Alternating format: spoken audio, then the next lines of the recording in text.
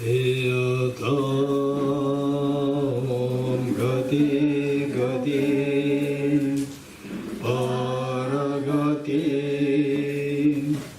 Parasamgati Bodhisvatyata Om Gati Gati Paragati Parasamgati Bodhisvatyata Om Gati Gati Paragati Parasamgati Bodhisvatyata.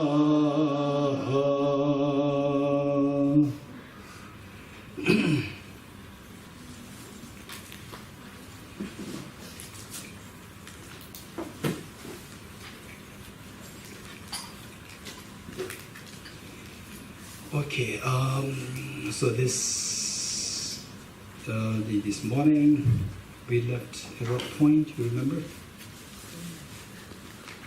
The discussion. Discussing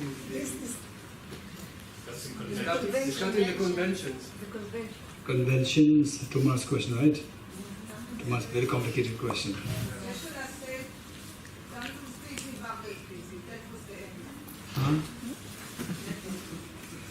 Okay, so the conventions, okay, so now the text, we can easily finish this.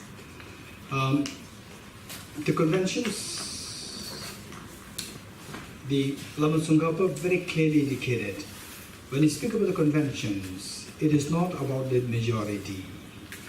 It is not about the number of the people. It is not about who is more, who lived more, the number of years in the life, who is more experienced. This is not the convention. Convention is, for example, about the flowers, which is the good flower like this convention. Don't go to Albert Einstein, go to Nisimla. You understand it? For the conventions of the flower, don't go to Albert Einstein, go to Nisimla, right? So who is expert in flower? Okay, for physics, don't go to Eric Cantu, who is a Nobel laureate in physiology. Go to Albert Einstein, or go to Niels Bohr, right? And for medical issues, don't go to say a Tibetan guru.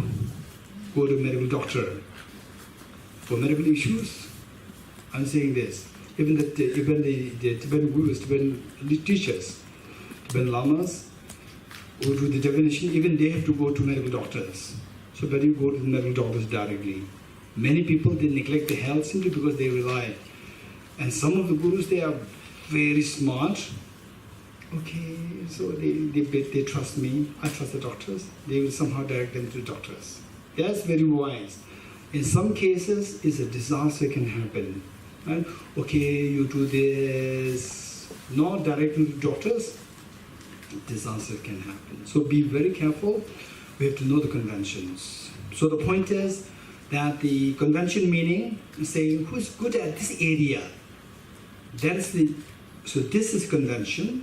If you want to know the convention of the flower, go to the gardener. If you want to know the convention of the tables, go to the carpenter. If you have a new house, you want to design the house properly in a more very decent way, you go to an interior designer, right? So this is the meaning of the conventionality. It's not about the number of the people. It's not about somebody who say the very elderly. This is not a connotation. It's about the expertise. Okay, now about the virtue and non-virtue, right? Somebody who has really reached a level where the virtue is something which intelligent people, they respect you, like Buddha. For the virtue in these things, you consult such people. Jesus Christ, Mother Teresa, So you consult such beings. So this, what they say, they will give you a picture of the conventionalities. Okay. So in fact, this is how I do. Once I was editing, in fact, this book, the blue book, which you have, we were editing this book, and then there's one girl who is so good in English from Cambridge, but she doesn't know the technicalities, the grammar technicalities. It's a national English. She is Indian. And then whenever we had the discussions, when it comes to the language, when it comes to the just language, national language, I just ask her, tell me, which do you think is correct? I give the three options. And she tells me, the A is good. I say A is correct. Right? And then, technically speaking, grammar speaking, I learned the grammar so well. I learned the grammar, but my English is not the national English.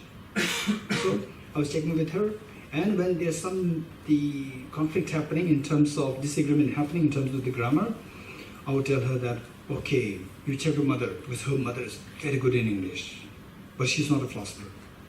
Her mother, check with your mother. And then in most cases, the mother would agree with what I say. So we do.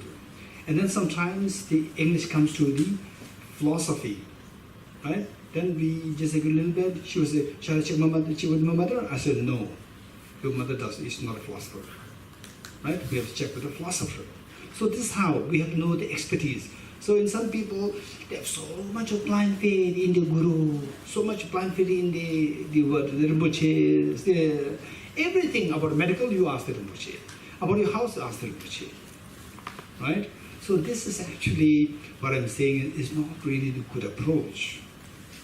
For the medical doctors know the best, right? Within the medical doctors, you can seek 2-3 opinions, right? For a house, there are the expert people who are expert in house.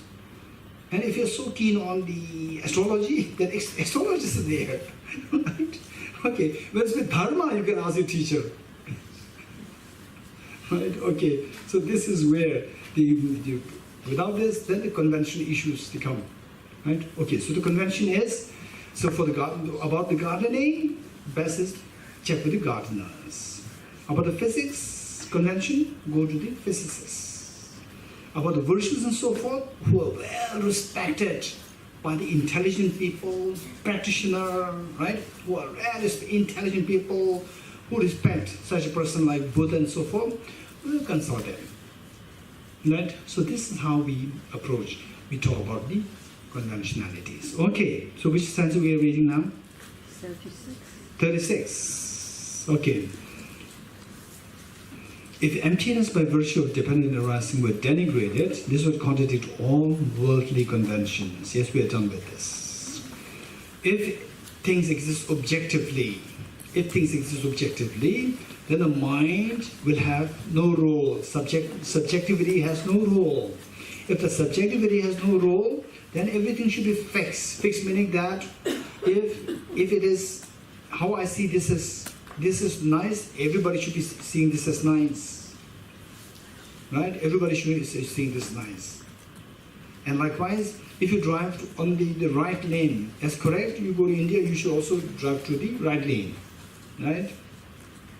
Everywhere it should be fixed. What is right should be right to everybody. What is wrong should be wrong to everybody. And what is the healthy should be good for everybody. Okay, which is actually totally chaotic, because this is not true. 37. If emptiness itself is rejected, no action will be tenable. Then if you reject the emptiness of objective existence, if you reject the subjectivity, then everything should be objectively real. If everything is objectively real, you cannot link between the cause and effect. Particularly the discussion we had, whether cause and effect they meet, don't meet. If meet, there's a problem. If don't meet, there's a problem. So there we see that you cannot account for the cause and effect tenability. there would be action that did not begin. And then what exists should always exist. What is non-existent will never exist. This should be the reality. If that were the case, there would be action that did not begin. Meaning that action means action. By the very definition, action means earlier it did not happen, and then you engage in some kind of movement which was not existing before. Movement, that becomes action. For example, say, what am I doing? I'm picking up the flower, right? If this is a hand gesture which had been since 100 years ago like this all the time, this does not make any sense to say that I'm picking up the flower. The act of picking makes no sense. Act of picking means the flower is there, my hand is not picking. From the non-picking, it should become the picking. This is the act of picking. Whereas if it's always like this is not an act of picking, right? So these actions, there will be action that did not begin. So action, if it exists, it should exist forever. If it exists forever, there should be no beginning for the action, because before the beginning there should be existent, because it should be existing forever. And there would be an agent without action. So agent and action, right? Agent also exists objectively without unrelated to the action. If there's unrelated action, then you can speak of the agent without action, which is totally a disaster. If emptiness itself is rejected, that means that the emptiness itself is not ultimate truth? No. If you don't accept emptiness of objective existence, if you accept objective existence, if you don't accept the emptiness of objective existence, 38. 36, first two lines also, feminist. Say it again. The first two lines of 36. If emptiness by virtue of dependent arising were denigrated, okay. If emptiness by virtue of dependent, emptiness is accounted for on the basis of dependent origination. So we said that emptiness doesn't mean nothingness, is meaning of dependent origination. This is emptiness, not nihilism, right? So this emptiness, which is synonymous with the dependent origination, if you denigrate this, if you don't accept this, if emptiness by virtue of dependent arising were denigrated, this would contradict all worldly conventions. Then you have to accept objective existence, independent existence, objective existence. If this were the case, then all worldly conventions somehow they are postulated by the part of the mind, nothing from the object. So you have to contradict with all the conventional world which come into being by the power of the subjective mind. Okay, 38. If there were self-nature, migrators would not arise nor cease. If there were self-nature, if things exist objectively, migrators, meaning the sentient beings would not arise nor cease.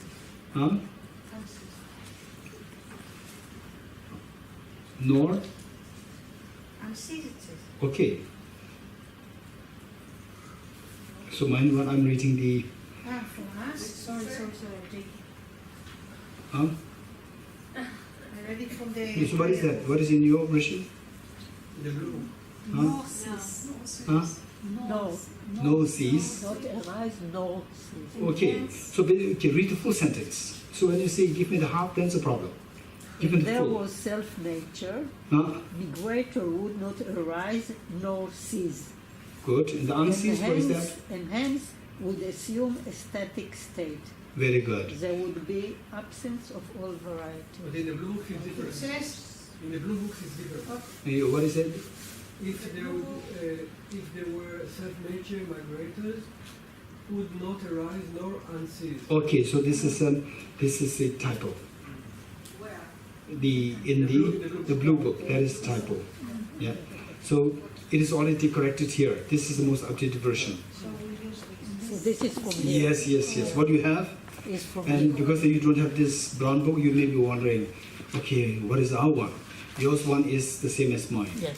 There's also another stanza which is different, so we better use this one. Yes. Okay. So if there was self-nature, if things exist subjectively, migrators, sentient beings would not arise. Would not arise meaning, say for example, say the 2018, then 1888, 2018, how many years gap? Huh? 1888.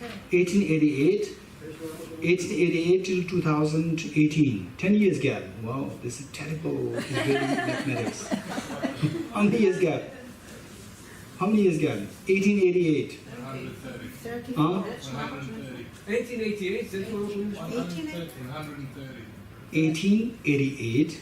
It's Okay, yes. 130. Yeah, exactly. 1788, 230.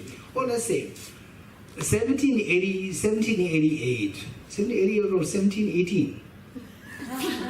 You have to decide. Huh? Okay, let's say 1718. Oh, that's Huh? easier.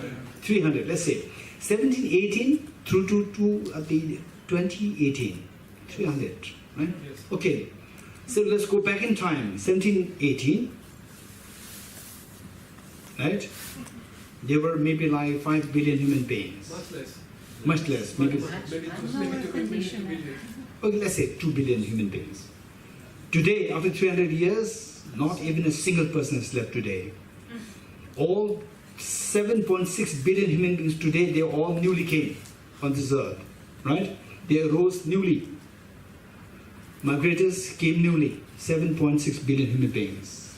If their self-nature, right, what was non-existent will forever remain non-existent. They will not arise. So it says, if their self-nature, migrators would not arise. Migrators, us, right, would not arise. No seas, those who existed 300 years ago, Will never die. they will never die, and they will continue to be, you know, what they are like. And hence will assume a static state, frozen world. Static meaning this frozen. The whole world will become frozen, right? It will remain static. Hence there would be absence of all varieties. There would be absence of all varieties. Meaning that, do you see the varieties?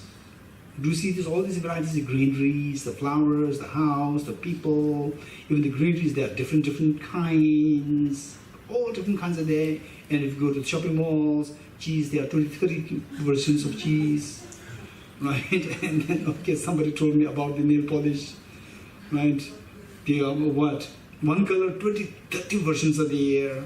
Right? Okay, so all these varieties are there. Innumerable varieties are there. Right? Speaking of the Big Bang, the time of Big Bang, all these details are totally missing. All these details, varieties were totally missing. And from there, the universe exploded. Exploded, the singularity exploded, the Big Bang. Then all these galaxies came into being. The galaxies further exploded. Then the solar system came into being. Meaning the small parts. Then even the sun, this tiny sun, also exploded. Then the solar system came into being. You're getting it? And then within the solar, this particular this planet Earth, then slowly it cooled down. Then slowly the unicellular organisms came into being. And then the animals came into being. Then the human beings came into being. Like up until 0.3 million years ago, then the human beings came into being, and the human beings thinking very simple, then it becomes more and more complicated, more sophisticated thinking come into being. You're getting it? All these varieties came into being. Okay, these varieties clearly indicates that causes are different. Causes are different. But dependence on the causes, dependence of varieties of causes, varieties of results come into being, which means that there's a dependency. Whereas if things exist objectively, then these varieties, which we see as varieties, cannot possibly come into being. It should be just uniform. Total uniformity must be there. But in actuality, uniformity is not there. There's a variety there, which is a clear indication that dependent origination is operating. Okay. 39. If the world were not empty, then the unachieved would not be achieved. And if you have not achieved enlightenment, this unachieved state of the enlightenment not achieved will remain static, and you will never achieve the enlightenment. then the unachieved would never be achieved. Act by ending suffering and abandoning afflictions would not exist. Now, on the contrary, whosoever sees dependent arising, whosoever sees emptiness in the light of dependent origination, not in the light of nihilism, in the light of dependent arising, will also see suffering, will also see origination, will also see cessation and the path. So that way, the Four Noble Truths will become possible only if one accepts emptiness in the light of dependent origination. Once the Four Noble Truths is possible, then you see that the three jewels are possible. And then the conventionalities whole world is possible. Then the dharma and non-dharma action is also possible. So everything becomes tenable if one accepts emptiness of objective existence in the light of dependent origination. Okay.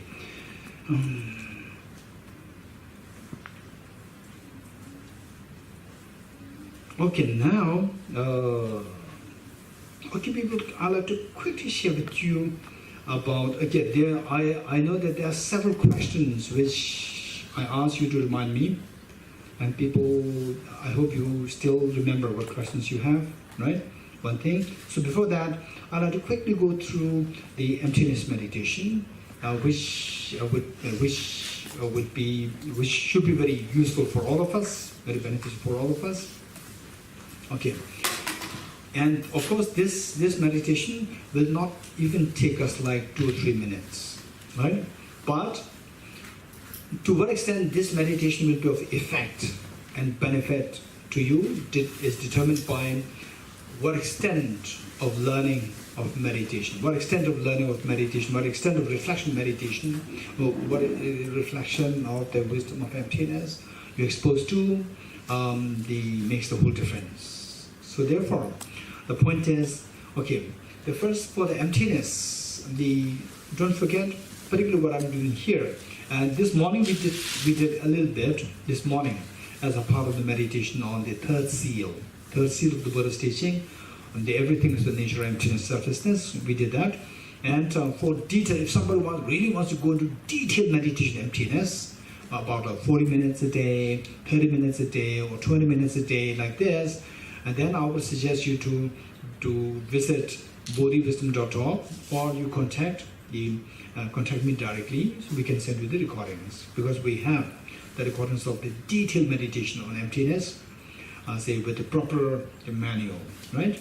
Okay, whereas what we're doing here is something which we can easily do wherever you are, except when you are driving or these such things. Otherwise, say you are just in the shop, or you're just in the cafeteria, or you are in a train, the flight, or in the car as a passenger, then you can do this meditation, right? Okay. So here, the 3 plus 1 for this meditation. Yeah, 3 plus 1. 3 points plus 1 to keep in mind. 3 plus 1. Number 1. Okay, before this I think is very important. Before this I like to share with you this. Okay, before the meditation, I like to share with this. After learning all these about the emptiness, receiving teachings from His Holiness the Dalai Lama, and studying Acharya Chandrakirti's texts, and Acharya Nagarjuna's texts, and so forth, after learning all these things, then the final, the conviction that one has to gain is that okay, look at these points. Say, just as a dream is coming from a mind, okay, tell me, the dream, all the details of the dream, where are they coming from? From your own mind, right? Likewise, all what I'm experiencing, what I'm perceiving, what I'm experiencing, they are just coming from the perception of the conventional analysis. You agree with me? Okay, let me say this again. Everything, the flower, right? Yourself, the food that you had, the sound that you're hearing, everything that we experience is nothing but the appearance coming on your conventional analysis. We have our mind can be divided into 2 groups: ultimate analysis and the conventional analysis. You getting it? So everything that you can think of, except for emptiness, everything that you can think of, they are just the, say, the mere appearance coming to our conventional analysis. Okay, are you, say, like 40, 30, 40, 50, 60% the happy about it? You agree with me? 20, 30, 40%? You agree with me? That whatever we're experiencing is just the appearance coming to the conventional analysis. If you agree with this, like the dream, just as the dream is just coming, the conception coming to my mind because of my mind. Likewise, all what I'm experiencing, right? They're all just coming as a mere perception that is coming to the conventional analysis, which means everything is like a dream. Just a dream coming from my mind, everything also coming from my conventional analysis, except for the emptiness. One. Which means that what I'm seeing is actually coming from mind, yet I don't see that as coming from mind. I see that as objectively real. So therefore, from that point of view, I'm just as when I'm in a dream, I'm sucked in the dream and I'm just carried away by the dream. Likewise, although things are coming from the appearance that is happening to my mind, to my conventional analysis, but I see that as so real, objectively real. This is like that me being sucked up in the unconventional dream. Okay, now, just as when you're in the dream, you're affected by the dream. The dream is not real. The dream is not real, yet you are affected by the dream as long as you are in the dream. You're getting it? As long as you know, okay, don't come with the debate saying that some people have a lucid dream. Okay, right? Just generally speaking, as long as you're in the dream, although the dream is not real, but the dream will affect you as long as you're in the dream. Don't forget it. One, the first, the dream is creation by your mind. Because it's creation of your mind, number one. Number two, it is not real. Number three, while it is not real, you are going to be affected by it as long as you are in the dream. Number three. Right? If you don't want, you just, okay. So when you're affected means, you're affected by the dream means, you have lost the freedom. Right? To be happy, not happy is dictated by the dream, not by you. So you have lost the freedom. Loss of freedom is misery. Misery is samsara. Now, point number 5. If you don't want to lose the freedom, what should you do? Wake up. This is number 5. Likewise, say the same 5 points we apply to the unconventional dream. What we go through now is not the real dream, it's the unconventional dream. Right? So there, what we are seeing is unconventional dream. In the sense, they're all coming from the appearance to mind, as appearance to my conventional analysis, which is my mind. Mind-based conventional analysis. While this is all coming from my mind, it is not real. Number 2. Because though it is not real, when I see that it is real, I'm in this unconventional dream. As long as I'm in this unconventional dream, I'm constantly being affected by this unconventional dream.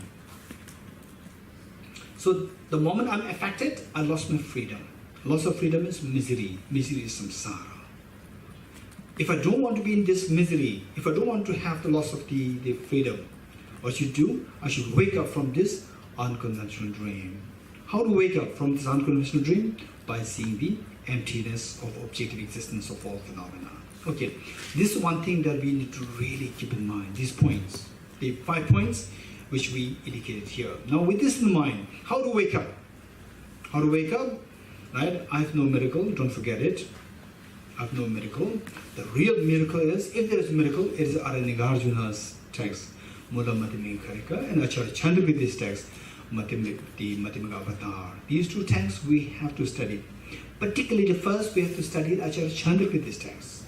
If you study Aranigarjuna's text, then you may give it up altogether because it's very complicated. First study Acharya Chandrakirti's text, which is more systematically presented with the ease of the unfolding the reasonings there and unfolding the meanings there. So once you get a glimpse of what emptiness is on the basis of Acharya Chandrakirti's text, then you can go to Aranigarjuna's text. Okay, so as a precursor, or as a